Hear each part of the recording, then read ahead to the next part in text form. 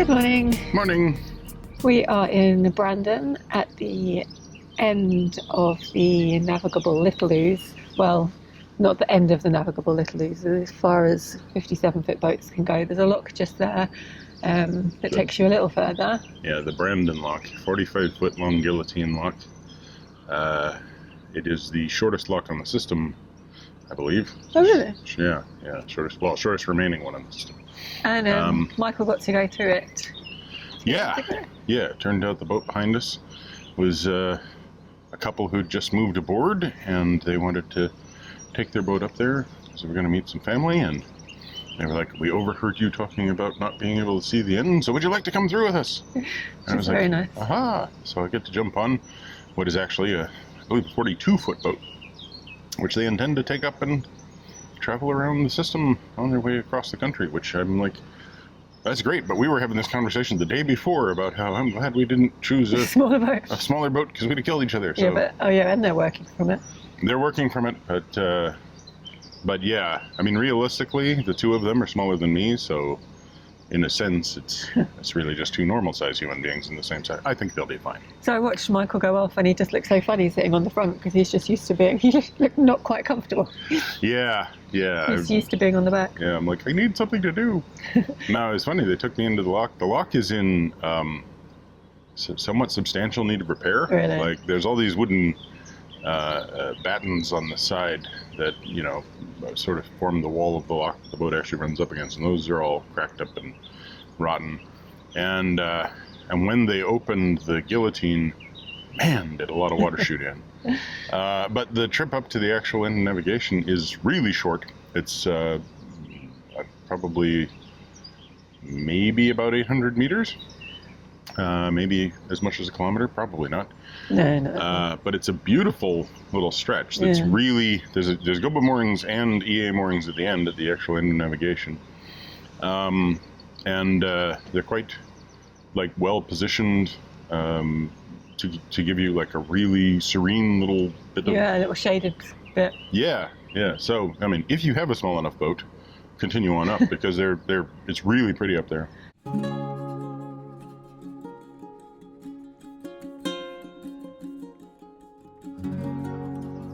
I think it's fair to say that Michael isn't used to relaxing in the bow while someone else takes the tiller.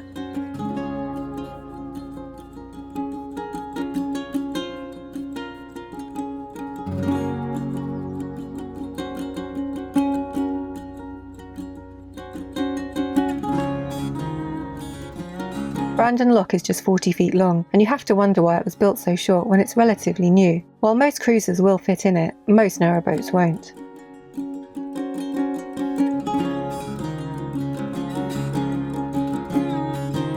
The lock's bottom gates are V-gates, and the top gate is a guillotine gate. There's no paddles here. Instead, the gate is raised slightly to let the water into the lock chamber, and as you can see, it comes in at quite a rate.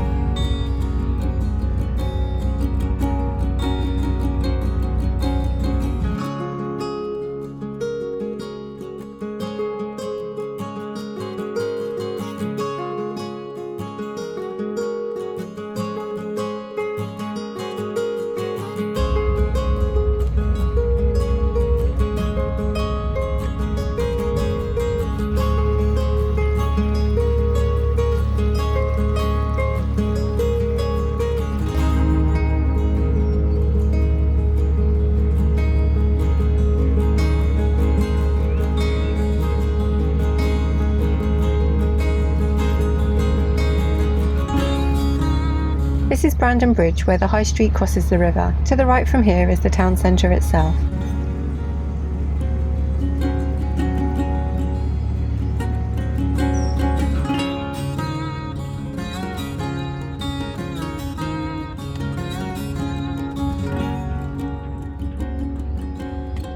Thanks for the trip, guys. It was really kind of you.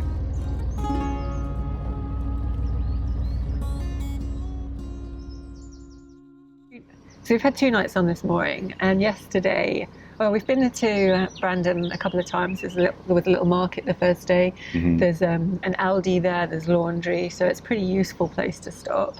And then yesterday we got the train to Thetford, which is about, well, no, it's exactly 10 miles away because I walked back, and Michael went to the Priory and had a look around there and came back on the train, and it was... Yeah, the old Priory is really quite interesting. It was closed and largely left to go to ruin after the dissolution of the churches by Henry VIII, and dissolution of the monasteries, I should say, by Henry VIII. And yeah, it's like obviously really quite a grand structure that now that all that remains really is like the stone central core, which was all chalk cemented together, that kind of formed, you know, the facing stone would have gone around it. So there's all these pillars where you can see sort of the stone core of the pillar, and they've sort of been chipped down and eroded over time. And the facing stone was taken off, you know, long time ago and probably used in buildings and everything around here. And so it's this weird kind of skeleton of something roughly the size of, I'd say, probably like Chester Cathedral almost, in terms of overall layout and everything. Not the height, but yeah, it's really quite a stunning thing. And George was exploring with me, and he found a what I think was probably an oven or a storage area, and he just went, "Oh, I'm going inside there." So that was cute. But yeah, it's a really nice little trip up here. Nice place to stop. It's half term, so the first day we arrived, there were kids that used this as like a swimming area, and because there was 2 boats on this mooring, they couldn't work out how to get in the water, even though there's a slipway just down there. So it's going to be a hot one again today. So they'll have their diving platform back. It's a neat place to visit. I mean, you get views of aircraft taking off from the RAF, so you get the F-35 show. You can go up to Thetford, land of the cassette toilet, and also if you go on a Saturday, do what I didn't do because I arrived on the day that they're closed. But if you go on one of the Saturdays in which they're open, there's the Dad's Army Museum collecting memorabilia from the obscure to any American British television show. Yeah, interesting place to visit. There's actually sculptures around town of some of the characters and stuff. It's really something. All right, is that good? Yeah. We're good? Okay, so let's, are we calling for the diesel? Oh, if we've got time, it's getting late, so I don't know if we'll get there. Right, okay. Yeah, I think we'll make it in time. I don't know. Okay. We're on our way.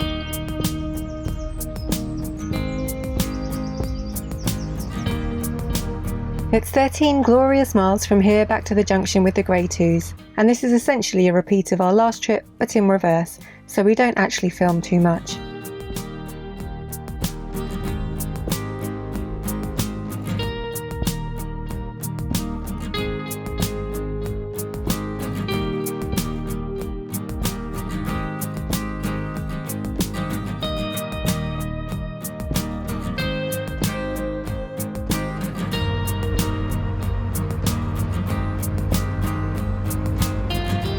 This is the train from Ely, and the line follows the Little Ouse all the way to Thetford.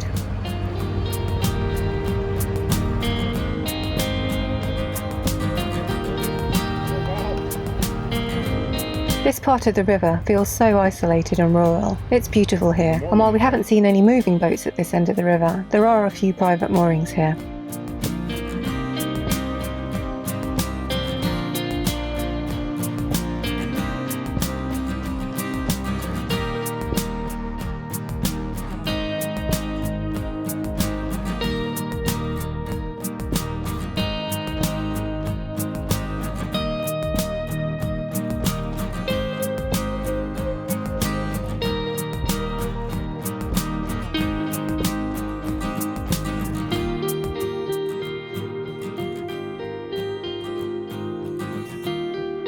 After 3 miles, we travel through these sluices. They can be closed in times of heavy flow so that the water can be diverted into the cut-off channel below and sent directly to Denver and the Great Ouse.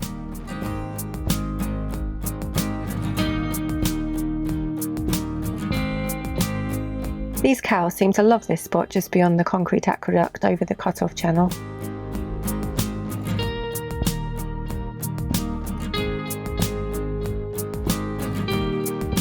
When I say we didn't film that much, I meant we mainly filmed all the cows.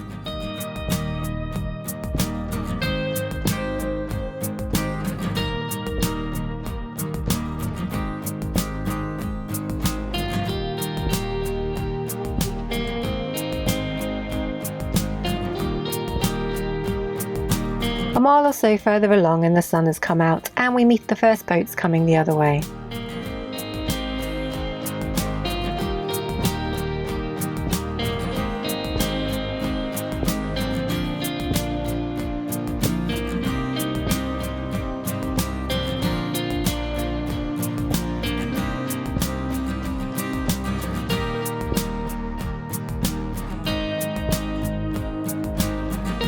And then we even meet a narrowboat.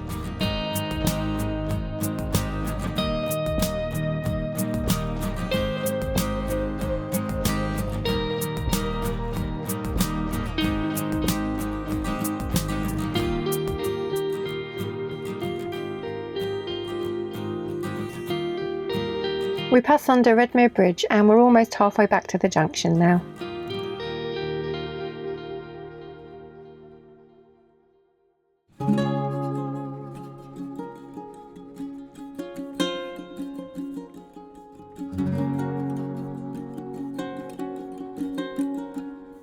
I love these ruins of the Waterman's Arms pub. I wonder how long the building's been here and what stories it could tell. It closed in 1956 and I'm guessing it's beyond repair now.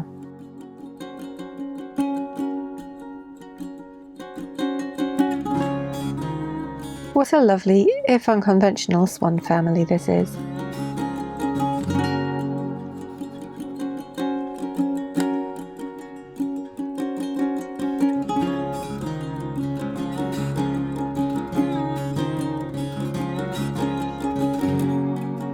A mile or so from the junction with the Great Ouse, we reach the Little Ouse moorings. We're hoping to stop here to top up our diesel tank, but as it's Saturday, they're only open till noon, and we're cutting it very fine to reach them in time.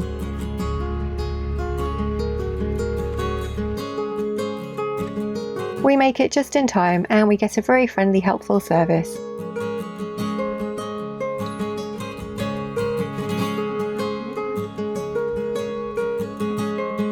And then we're on our way once again. As the mooring we're heading towards is just around the corner, George insists that he and I walk from here. When we're travelling along rivers, it's always much harder for George and I to walk, as the boat tends to go a little bit faster and there's not always a towpath, so we take any chance to walk that we can get.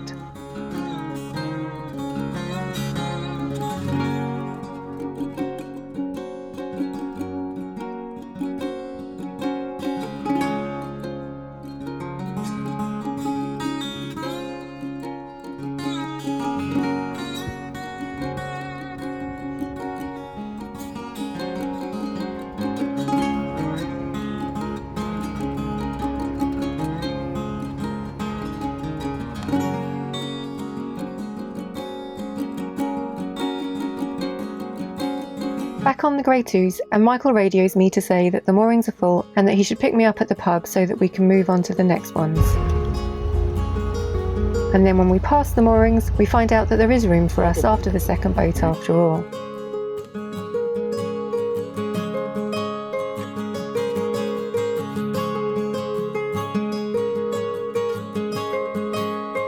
And then we spin the boat around one more time for good measure. What a palaver.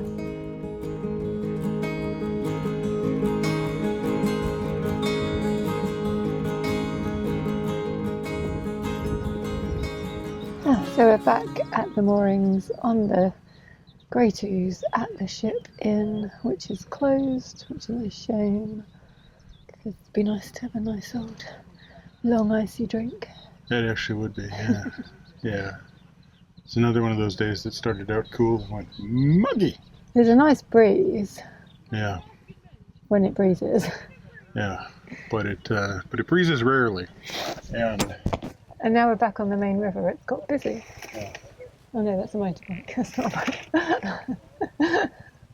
It tried to be a boat, but it won't last very long. There's a nice cruise down from Brandon, down the Little Ouse or the Brandon Creek. I'm not really sure where it changes from one to the other or if it's just called both. But we had a bit of a deadline because the boatyard on the Little Ouse moorings is only open till 12 on Saturday, and we really wanted to get diesel from them. And we got there about 10 to 12, so I felt a bit bad turning up just at the last minute. Yeah, but they were really friendly and really welcoming, and we now have diesel. Yeah, they do diesel, they got moorings, they do Lovely some moorings. boat services and everything. So We asked for a price to get our boat painted. Yes. Because I don't want to do it ourselves. And we want some sort of an idea of the ballpark. And it wasn't a bad price, but it is a scary ballpark. Yeah. Yeah. Yeah, it's what we expected, but it's a lot of money. Yeah. So if anybody wants to paint a boat, super cheap. Not super cheap, but if anybody really wants to learn scrabbling skills and how to sandblast things. Or put us up while we do it on our boat. Yeah. Because that's the problem, it's living aboard while doing it. Yeah, well, and we also have to do the interior renovation. So my feeling is that we really need to find a place where we can have like either a camper or an apartment or something. Yeah, but then if we buy a camper, that's a few £1,000s. Rent a camper. Yeah, that's still a few £1,000s. Is it? Oh, I don't even know if you can rent a camper. Has anyone got a camper they want to rent to us? Has anyone got a solution to this problem? Yeah. Basically, we need to put the boat up on chocks or into a dry dock because we need to do paint, rust work, all sorts of stuff. We also need to do the interior. Yeah. And in order to do all of this, we need to live nearby and not in the boat because that would result in death. We need somewhere to live nearby, so Michael can live on the boat and I can live away. Yeah. Because we need to be able to paint and preserve the marriage at the same time. But yeah, we want to take the windows out and paint it properly, take it down to metal. Yeah. Yeah.